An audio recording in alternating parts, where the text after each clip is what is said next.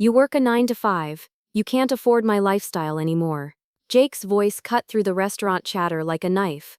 Every head at nearby tables turned toward us. My hands started shaking as I gripped my napkin. What he didn't know was about to change everything. Hi, I'm Aurora and I'm 26 years old. 2 years ago, I thought I'd found the perfect guy. Jake was everything I wasn't. Confident, wealthy, connected. While I worked my steady job as a financial analyst at a mid-sized firm, he drove around in his BMW and wore designer suits that cost more than my monthly rent. I always felt like I was playing catch-up in his world. I maxed out credit cards trying to match his lifestyle, buying expensive outfits for his friends' parties, splitting bills at restaurants I couldn't actually afford. Deep down, I knew I was drowning financially, but I was so afraid of losing him that I kept pretending I could keep up. Jake came from old money. His parents owned multiple properties, and he'd never worked a day for anything in his life. Meanwhile, I was grinding every day, analyzing market trends and managing portfolios for clients. But somehow I always felt like I wasn't enough for his world. If this story hits different and you know what it's like to feel financially inferior in a relationship, smash that subscribe button because this one's going to be a wild ride. Have you ever felt like you weren't good enough just because of what was in your bank account? That night at Lumiere, the most expensive French restaurant in the city, Jake had ordered without even asking what I wanted. Oysters, Wagyu beef, a bottle of wine that cost more than my car payment. I sat there calculating in my head how this was going to destroy my budget for the next 2 months. Jake, maybe we should have talked about this beforehand, I said quietly, gesturing at the lavish spread. He looked at me like I'd just embarrassed him in front of royalty. What do you mean? I mean, this is a lot of money for a Tuesday night dinner. That's when his expression completely changed. Cold, disgusted. Like I was something he'd stepped in on the sidewalk. You know what, Aurora? I think we should see other people. You can't keep up with what I need. My heart stopped. What do you mean, keep up? The trips, the restaurants, the lifestyle, you're holding me back. His voice was loud enough that the couple at the next table stopped their conversation to stare. I need someone who matches my energy, my success level. I felt my cheeks burning as more people turned to look. The waiter awkwardly refilled our wine glasses, pretending not to hear the public breakup happening right in front of him. I need someone who doesn't have to check their bank balance before we go anywhere, Jake continued. Someone who doesn't make me feel guilty for wanting nice things. Tears started forming in my eyes. I whispered, I see. Look, you're a nice girl, but we're just not compatible financially.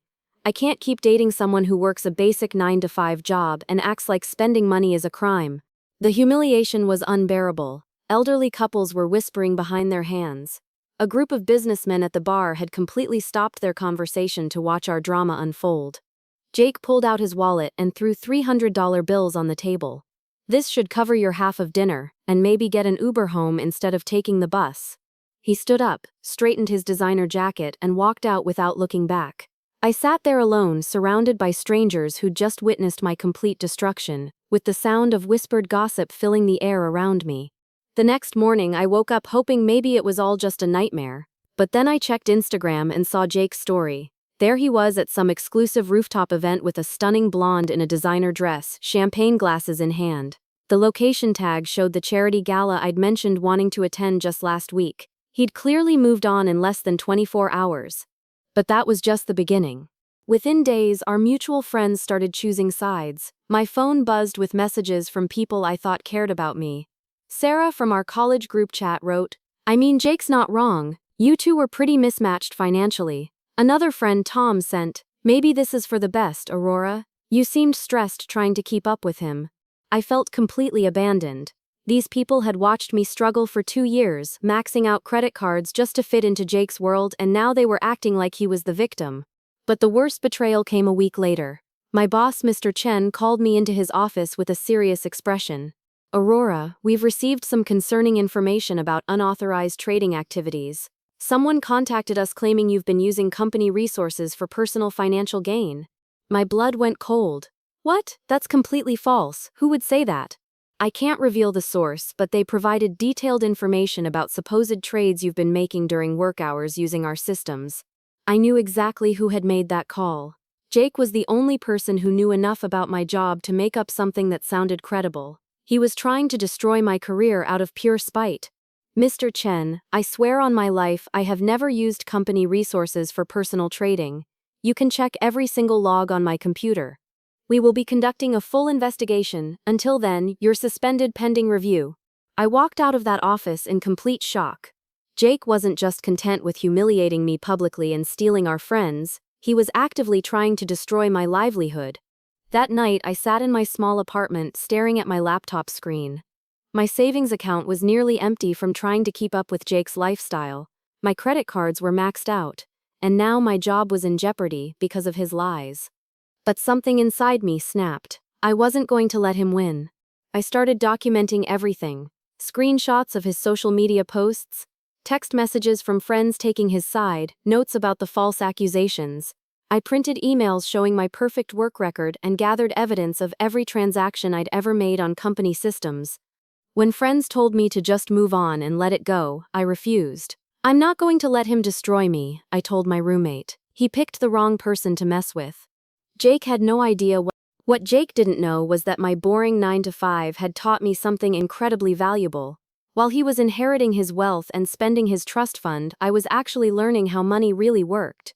See, I had a little side project that I'd never told him about. It seemed so small compared to his flashy lifestyle that I was almost embarrassed to mention it. But during our entire relationship, while he was showing off at parties and buying bottle service, I was quietly building something real. It started during my lunch breaks at work. I'd noticed that so many people my age had no clue how to manage their finances. They were making the same mistakes I used to make before I learned better. So I started an anonymous blog called The Quiet Millionaire, sharing simple, practical financial advice. At first, it was just a hobby. I'd write about budgeting strategies, investment basics, how to build an emergency fund. Nothing fancy or complicated, just honest advice from someone who understood what it was like to struggle with money. But something amazing happened. The blog started growing. People were sharing my posts, commenting with their own success stories, asking for more content. Within 18 months, I had over 200,000 followers hanging on every word I wrote. And here's the part that would have made Jake's jaw drop. My little hobby blog was generating more passive income every month than his allowance from Daddy. He called me financially inferior. He said I couldn't afford his lifestyle. He had no idea that while he was living off inherited money, I was building actual wealth from nothing. The best part? He was about to find out in the most public way possible. The day after my suspension, Sarah Martinez knocked on my office door. Sarah was a senior portfolio manager at our firm, someone I'd always admired from a distance. She was successful, confident, and had built her wealth through smart investments rather than inheritance. "Aurora, can we talk privately?" I followed her to the conference room expecting another lecture about the investigation. Instead, she smiled. "I need to tell you something. I've been following The Quiet Millionaire for months. Your content is brilliant." My mouth fell open. "You know that's me? I figured it out when you mentioned a specific investment strategy in the break room that you'd written about the week before. Your writing style is distinctive." She leaned forward. "I'm impressed. You've built something real." For the first time in weeks, I felt like someone actually saw my worth. "Jake's false accusations won't stick," Sarah said. "I've already spoken to Mr. Chen about your character. But more importantly, I want to help you expand your platform. You have a gift for making finance accessible."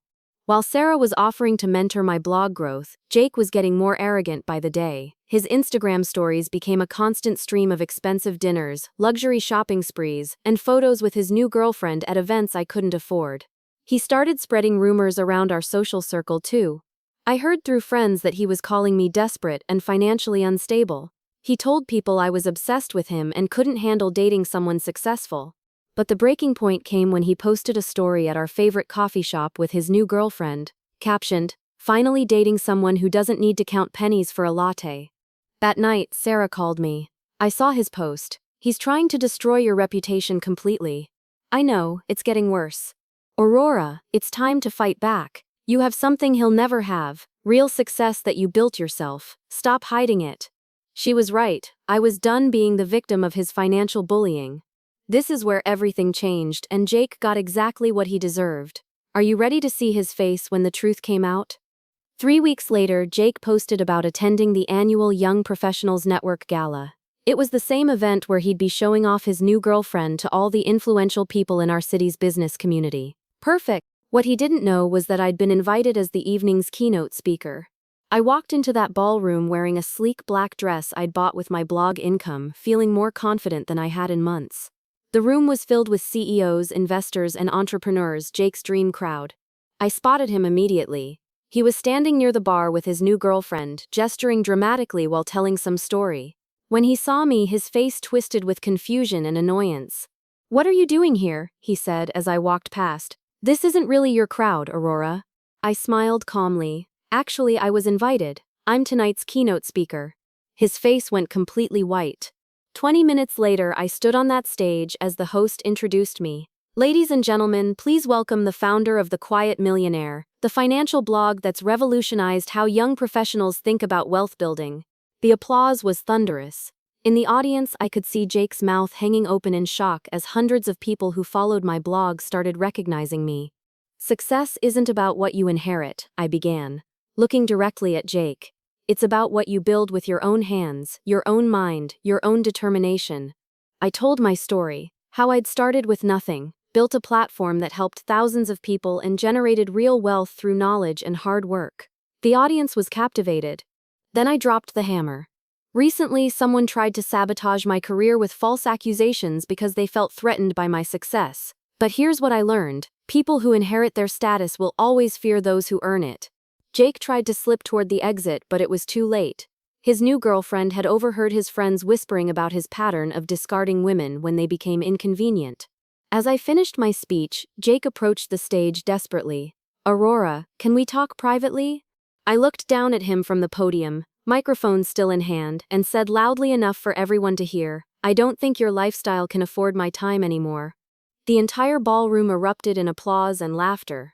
Jake's new girlfriend walked away in disgust, and I watched him stand there alone, finally understanding what real humiliation felt like.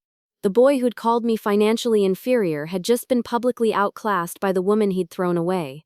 I walked out of that ballroom with business cards from venture capitalists, speaking invitations from major conferences, and partnership offers I'd only dreamed of. My blog exploded overnight with 50,000 new subscribers who'd heard about the speech on social media. Jake's reputation in our social circle was completely destroyed. The same friends who'd sided with him were now sliding into my DMs, apologizing and asking for financial advice. Word spread quickly about how he'd tried to sabotage my career with lies, and suddenly his upgrade girlfriend wasn't the only one distancing herself from him. My workplace investigation concluded within days, completely clearing my name. Sarah had been right. Jake's accusations were so obviously fabricated that Mr. Chen apologized for even entertaining them. Jake sent desperate text messages for weeks. "Can we please talk? I made a mistake. I didn't know about your success." I blocked him without responding. 6 months later, my blog had grown into a full financial consulting business. I was featured in Forbes as a rising entrepreneur, and I'd helped thousands of people build real wealth. I learned something valuable. My worth was never about matching someone else's lifestyle. The best revenge truly is success they never saw coming. Sometimes the people who underestimate us give us the greatest motivation to prove them wrong. If you've ever been made to feel not enough because of money or status, this story is for you. Drop a comment and tell me about a time someone underestimated you. I read every single one. Don't forget to subscribe for more stories about people who turned their pain into power. Remember, your worth isn't measured by someone else's standards. Look at your screen, 2 new videos are waiting. Click quickly because you won't want to miss either of these powerful stories.